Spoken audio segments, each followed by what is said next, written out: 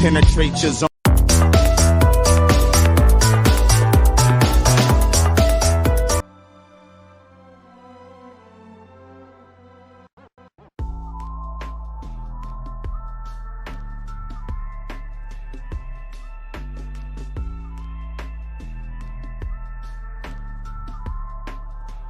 If you know anything about hip hop, you know that New York always got new MCs coming out. The early 90s was no different. Coming out of East New York, Jeru the Damaja was eager to follow in the footsteps of all the dominant MCs from the 80s. He started rhyming as early as the age of 8, just to show you how dedicated he is to his craft. I started rapping when I was like around 8 years old because my aunt, she was rapping. So I wanted to do whatever she did, you know what I mean? Because she was like kind of, you know, she was bad to me, like, all right. But you know, it's so funny now because now I see she's always writing like poetry. You know what I mean? As like has kids now, she has grandkids, but I noticed that she's always writing poetry. I think she was just a natural poet. And I started noticing that I was pretty good at it, you know, and it's always just something that I've always wanted to do. Like, as you can see, Jeru's aunt played a huge role into his career as being an MC. There was one other person that really took it over the top for him, and that was Jimmy Spicer with the Adventures of Super Rhyme.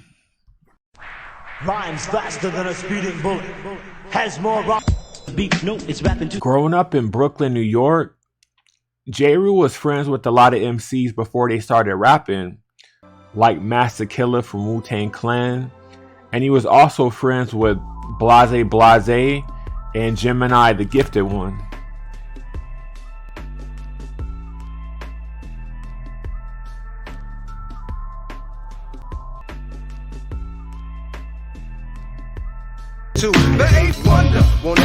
In the early 90s, it was extremely hard to get a record deal. Even with all the talent in the world, you still have to be co-signed or put on by somebody in the hip-hop game. As Jeru continued to sharpen his skills on the mic, through one of his close friends, he would end up meeting Guru from Gang Starr. This meeting would change everything and start Jeru's hip-hop career. Guru invited Jeru to come to a video shoot for the Gang Starr song called Manifest. At this video shoot will be the first introduction and meeting between DJ Premier and Jeru. This is also the beginning of the formation of the Gang Starr Foundation, started by Guru and Big Shug.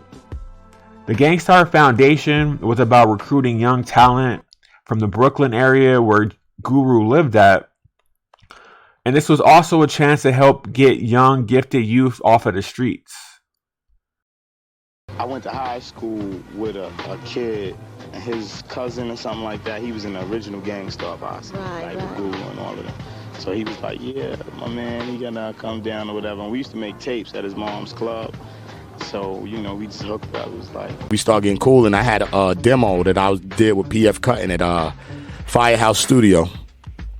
My man Jeru. And you know, it was there for a while because, you know, back in the days, it was very expensive to record. So you could do your recording, but if you didn't have the money, you couldn't get your tape out, right? It just stayed there till you paid the due. So Premier actually got my demo out for me. Jeru would finally get his moment to shine alongside Lil Dap from Group Home on the Gang Starr album called Daily Operation. The song was called You the Man. Lil Dap and Jeru blazed the track and put hip-hop on notice. The youth of Brooklyn are ready to dominate. Jeru would continue to tour with Gang Starr and also began to record music with DJ Premier. Now, as you already know, every MC is always one sample away from a life-changing career. DJ Premier found one of the illest samples of all time.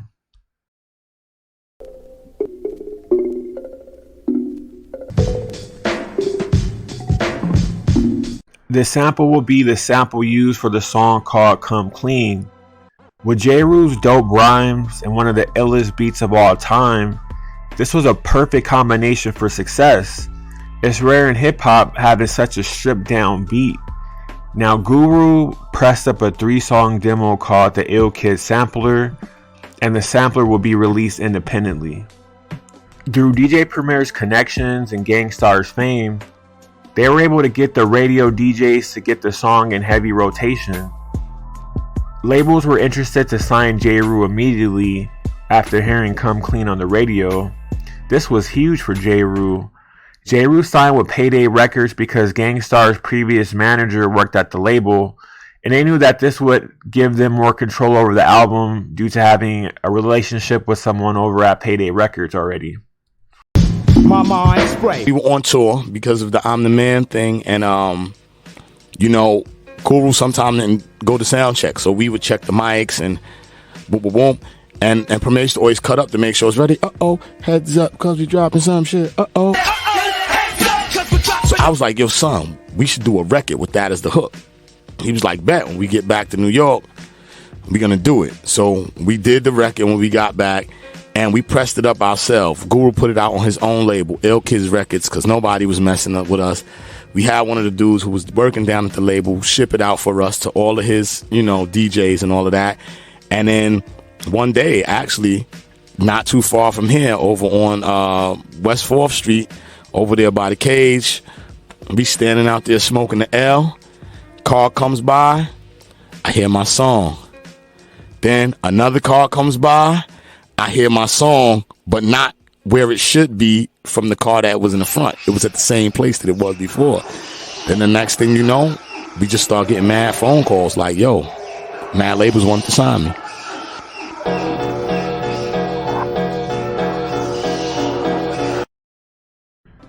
Jeru and Premier would start to record Jeru's debut album, The Sun Rises in the East, in the summer of 1993.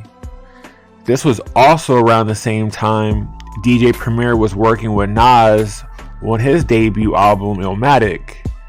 Jeru was in the studio sessions and was able to see the process of how to record a debut album and how strong the competition was in New York.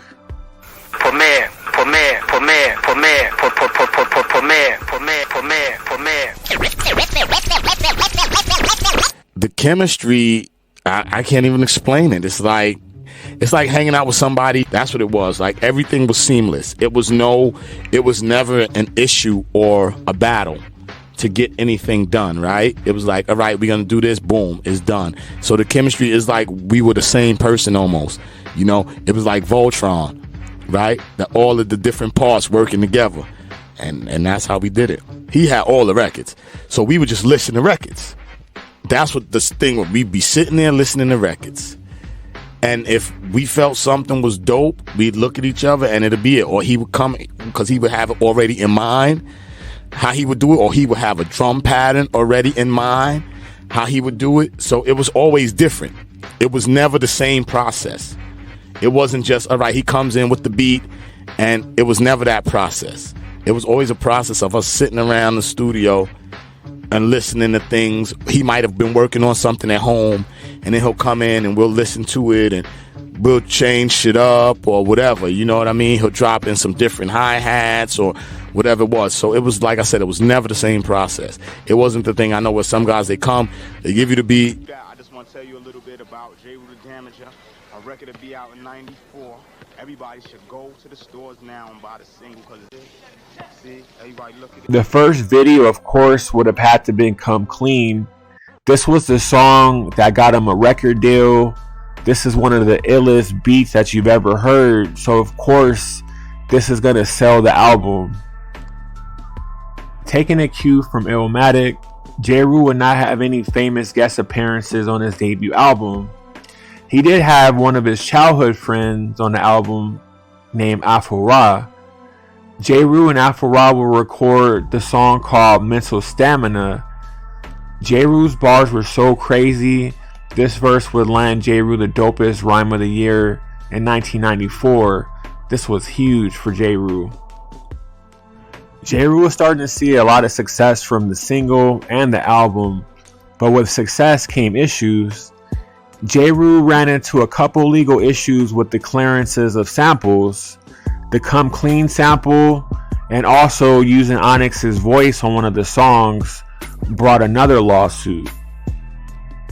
This wouldn't be the only bump in the road on Jeru's debut album. The song called "The Bitches" stirred up controversy. A year earlier, Queen Latifah dropped her hit single "UNITY" to address the use of the word bitch in hip-hop and how it has a bad stigma on women of color. On the other end, Jeru felt if you listen to the song, you can clearly hear its intent on the song. Now, the bitches was not, here was the confusion. The bitches was not calling all females bitches. It was differentiating between what I felt like was a bitch and who was a stand-up lady. You know what I mean? Because this is around the time we were hanging out in clubs a lot. Chicks wanting you to buy them drinks and they acting funny, or it's like I could be hanging out with Guru and the chick will show him love because he's Guru or this person, and then show me no love. But then if they see you on, then you start to get the love too. So I just thought that was mad whack. So that's where the bitches came from. But my name is Jeru. If somebody say Doug is a sucker, I don't look. So if you're not a bitch, then it's not applying to you, you know? And that's just it. I was hanging out with a lot of different rappers and a lot of different or people from the hood, or when chicks found out you had a record deal or whatever, things change. So I was just, speaking upon it. Like when we started the song, we finished the song that day. We went and work on different, we already know this is what we're going to put in the hook. You know what I mean? It's like, Cream was like, oh, well, we need to use the joint from Ice Cube. Let's describe a certain female. A female with a disease of character and attitude. One group that felt the song went too far was the Fugees. Lauryn Hill felt like this song was not a good look for women of color, and the Fugees would strike back on their response on their second album in 1996 on a song called Zealots. It was now time for Jeru to record his second album, Wrath of the Math. He's going to take time on this album to address things from the past and then also look towards the future. This album would also be almost like a sequel to the first album.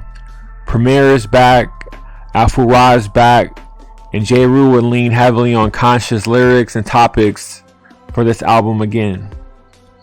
Jeru felt he needed to respond to the backlash from the bitches on the last album. With this new single, Me or the Papes, he felt like it was time to go a little deeper into the topic and give another point of view. Of course, the Fugees had to be addressed. One of the best hip-hop journalists of our time, Davey D, sat down with Jeru to get his take on the issue with the Fugees. Jeru said he felt like the Fugees just came out of nowhere. So Jeru would get right to it on track number 3, called Black Cowboys, addressing the Fugees directly. The Fugees would make their final response in 1997 on a rare unreleased track called Don't Dry Cry Your Eyes, going right back at Jeru the Damaja. People don't really know that Jeru and Biggie knew each other before hip-hop. Brooklyn seems like a small world because a lot of MCs knew each other before they started rapping. Now, one of the things that would kind of spark off tension would be a sample. Now, if you didn't know, samples and using the same type of beats was a unwritten rule in hip-hop. You're not supposed to do it. Biggie had a song called Players Anthem with Junior Mafia, which was one of Biggie's most successful songs to date. That same sample was used by DJ Premier on Jeru's second album. That will be one of the underlining issues going forward. We met Big because Guru and Premier lived in Branford Marcellus' house on Washington, and Big and them was down the block. So we would, see them dudes when we'd be coming from the train station or going to Guru's house, and that's how we got cool. Actually, Dap, I remember one time Dap was he's on his porch smoking a blunt with Biggie, and And Guru comes and like, oh man, why you got all these neighborhood dudes, you know, by the crib and all that, you know, that basically 1980s rapper stuff, you know what I mean? Like you know, dudes was getting robbed back in the days. So yeah, we were cool. I know Big from off of the block. I didn't, you know, not for no rap thing or nothing like that. A lot of guys I know who rap and stuff like that, I knew them before we all knew each other rapped or the case may be. Yeah, it's just, I'm from Brooklyn, and when you from Brooklyn, man, when you really from Brooklyn, not when you live in Brooklyn, but when you're from Brooklyn, especially, you're gonna go everywhere. That's the single You're Playing Yourself didn't address anybody by name. However, a song called One Day on Jeru's second album would mention Puff Daddy by name and also make a reference to Versace, which Biggie was known for wearing. This would be a second issue Biggie would not be okay with. In 1996, Jeru recorded a freestyle drop for Hot 97. Puff Daddy heard the song called Hot 97 immediately, and DJ Premier after hearing that beat. Puff Daddy knew he had to have this beat for Biggie's new album that Biggie was currently recording. So call up and request something, then listen at 9 and see which 5 is bumping, and call. So if you recall, Jeru had a beat that Biggie used. Now fast forward, Biggie has 2 beats from Premier. One beat was the Jeru Hot 97 song, which ended up being 10 Crack Commandments on Biggie's album. And then Biggie also took another DJ Premier track called Kicking the Door to address Jeru. Because, you know, me and Jeru had worked on a record on his second album, Wrath of the Math, called One Day. Yeah. And we were talking about, well, even though he wrote it, I still backed him on it. And I still stand by that record. Jeru wanted to paint a picture of how he saw hip-hop at that particular moment.